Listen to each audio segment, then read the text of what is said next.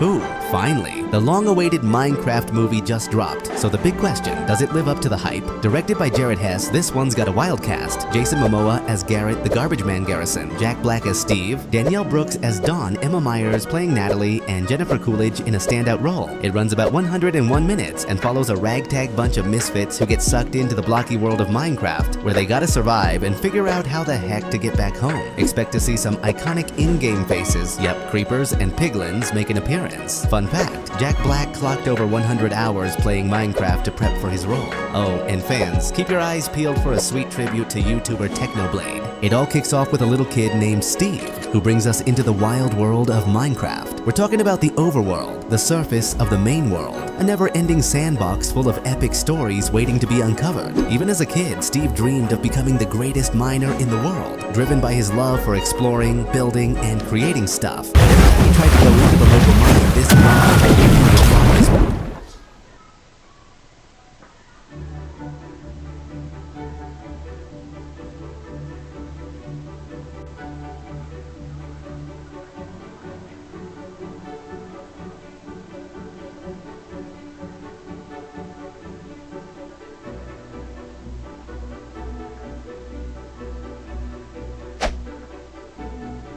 There was a strict rule, no kids allowed, only grown-ups. Time flew by and Steve finally became an adult, but life didn't exactly go as planned. He ended up selling doorknobs for a living. Yep, doorknobs. Same old boring job day in, day out. He felt like his life was slowly going to waste. Then one day while eating lunch all alone, he remembered that forgotten dream from when he was a kid. With new fire in his heart, he decided to go back to the mine. This time nothing and no one was gonna stop him. And sure enough, he made it. Even though the old man was still there, Steve pushed through and started digging like crazy, like he was trying to make up for all that lost time. That's when he found two strange artifacts, one crystal cube and another called the creation cube. When he put them together, boom, a portal opened up to a magical place, the overworld, a world where anything was possible. He even came across a pink sheep, and with its wool he built 3 awesome houses, becoming the architect of his own dreams. On his adventures, Steve met a wild wolf who tried to eat him at first, but with one juicy femur bone he tamed the beast and named him Dennis. From that moment on, they were tight. Together they built wonders, shaped the world their way, and soon all the animals joined them in peace. Time flew by, building, exploring, discovering, until one day Steve stumbled across some ancient ruins. Inside, a perfectly placed chest. Inside that chest, a new portal. This one led to the underworld, known as the Nether, a dark, twisted dimension where creativity didn't exist. It was full of piglins, greedy, ruthless, pig-like creatures, and they all served a powerful sorceress called Malgosha. This pig witch had turned evil after a rough childhood. She wanted to be a dancer, but her own kind laughed at her. Even her dad kicked her out, calling her a disgrace. Since then, she's lived off pure hate. Malgosha was obsessed with the creation cube. She wanted it to rule every world out there. But Steve, smart and brave, managed to escape with the ore. He gave it to Dennis with one mission: take it back to Earth and hide it where no one would ever find it. Dennis nailed it. He crossed through worlds and hid the most powerful artifact in existence under Steve's waterbed. As long as it stays there, the main world's safe. Years later, we meet Garrett Garrison, a young dude who changed the whole video game scene by becoming the star of a hit arcade game. He had this insane skill, throwing trash with laser precision, that earned him the nickname the Trash Man. He got so famous, he even landed $1 million